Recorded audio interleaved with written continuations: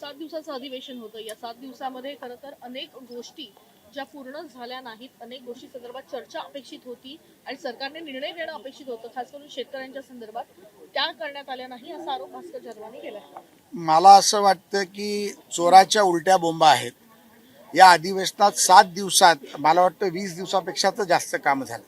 अनेक विधेयकं झाली आणि मला वाटतं की रेकॉर्ड ब्रेक विधेयकं ही महसूल खात्याची झाली, ज्यामध्ये सर्वसामान्य माणसाला म्हणजे गोरगरीब कष्टकरी असेल, कामगार असेल, स्वतःच्या घराचं स्वप्न पाहत असेल, स्वतःच्या जमिनीचं स्वप्न पाहत असेल, असे अनेक मोठे निर्णय आजच्या या अधिवेशनात झाले. देवाभाऊंच्या नेतृत्वातलं हे सरकार गोरगरीब कष्टकरी जनतेसाठी सातत्याने काम करत होतं. अनेक प्रश्न, अनेक उत्तरं, अनेक चर्चा, अनेक लक्षवेध्या, अनेक विधेयकं, अनेक अशासकीय विधेयकं या अधिवेशनात समोर आली. विरोधकांचा प्रश्न असा आहे की विरोधक हे लोणच्यासारखे चाटायला पण राहिलेले नाहीत. त्यामुळे सभागृहात विरोधक दिसतच नाहीत. आज तुम्ही जर पाहिलं तर सत्ताधारी आम्ही आहोत आणि विरोधकही आम्हीच आहोत.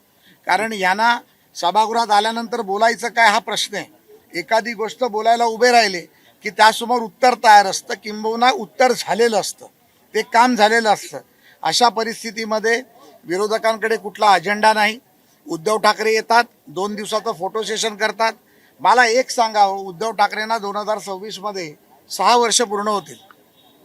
मार्चमध्ये, जूनमध्ये जे काय होतील, एक तरी प्रश्न सन्माननीय उद्धव ठाकरेंनी सभागृहात मांडला असेल तर मी राजीनामा देतो.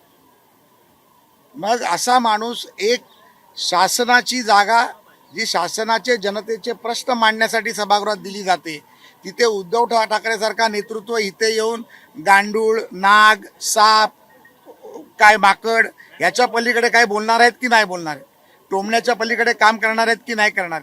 आता परिस्थिती अशी झाली आहे की बाप लेकाची परिस्थिती अशी आहे की राज्यातली सत्ता गेली. आता झालेल्या नगर परिषदामध्ये, नगरपालिकांमध्ये ते कुठे दिसले नाहीत. महानगरपालिका निघून जाईल, मग त्याच्यानंतर एक टोमणे सेना नावाची सेना ते काढतील आणि त्या माध्यमातून ते काम करतील. सर, देशाच्या राजकारणात 19 डिसेंबरला मोठी घडामोड होणार आहे. मराठी माणूस हा पंतप्रधान होईल असं स्वतः पृथ्वीराज चव्हाण यांनी म्हणलेलं आहे.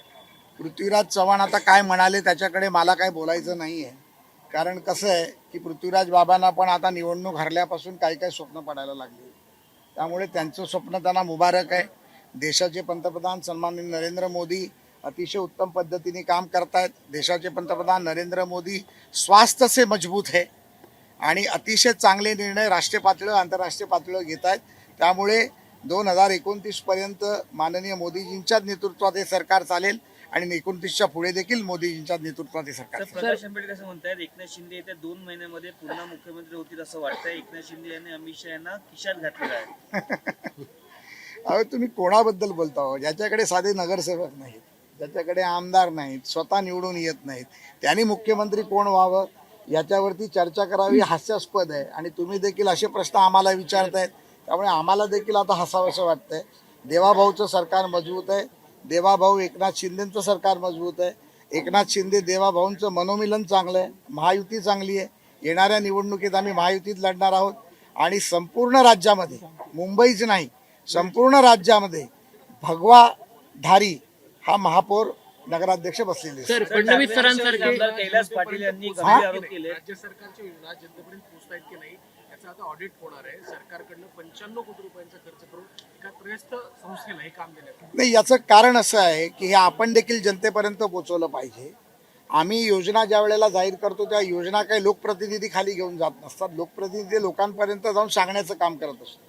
प्रशासनाचे अधिकारी या योजना सर्वसामान्य जनतेपर्यंत पोहोचल्या पाहिजे यासाठी प्रयत्न असतो. आपण डीबीटीच्या माध्यमातून बघितलं असेल तर आज राज्यातला, देशातला शेतकरी, महिला, बेरोजगार, विधवा स्त्रिया असतील, ज्येष्ठ नागरिक असतील, यांना डीबीटीमुळे डायरेक्ट फायदा झाला. अशा प्रकारच्या योजना खालपर्यंत पोचतात की नाही पोचतात याचं ऑडिट झाल्यानंतर सत्य परिस्थिती, कुठलं डिपार्टमेंट काम करतं नाही करतं याची शहानिशा केली जाईल आणि त्या शहानिशाच्या माध्यमातून आपल्याला खरा न्याय मिळेल आणि ह्या न्यायातून पुन्हा जनतेची सेवा करायला आम्हाला संधी मिळेल असं मला वाटतं. सर, मुंबईमध्ये एक आरोप केलेला आहे. ते असं म्हणतात की 1800 कोटी रुपयांचा घोटाळा शालेय शिक्षण आहारामध्ये झालेला कोणी आहे. केला आरोप? कैलास पाटील ते म्हणतात की हे पैसे सगळे जे घोटाळ्याचे आहेत किंवा घोटाळा निवडणुकीत वापरले. बघा, विधान भवनात येऊन विरोधकांच्या जागेवर बसून आरोप करणं फार सोपं असतं. कैलाश पाटलांना मी विनंती करतो की अशा प्रकारचे आरोप जे त्यांनी केले त्याची कागदपत्र असतील तर त्यांनी राज्याच्या मुख्यमंत्र्यांकडे द्यावे. मुख्यमंत्री त्याच्यावर 100% कारवाई करतील याची मला खात्री आहे आणि त्यांना न्याय देखील दिला जाईल याची मला खात्री सर, मुंबईमध्ये डान्स बारचा एक सगळ्यात मोठा विषय आहे. फडणवीसांसारखे सक्षम मंत्री असताना सुद्धा डान्स बार सुरू आहेत आणि भास्कर जाधव असं म्हणतात की फडणवीसांमध्ये नैतिकता उरलेली नाही. नाही. डान्स बार हा आम्ही कदापि खपवून घेतला जाणार नाही.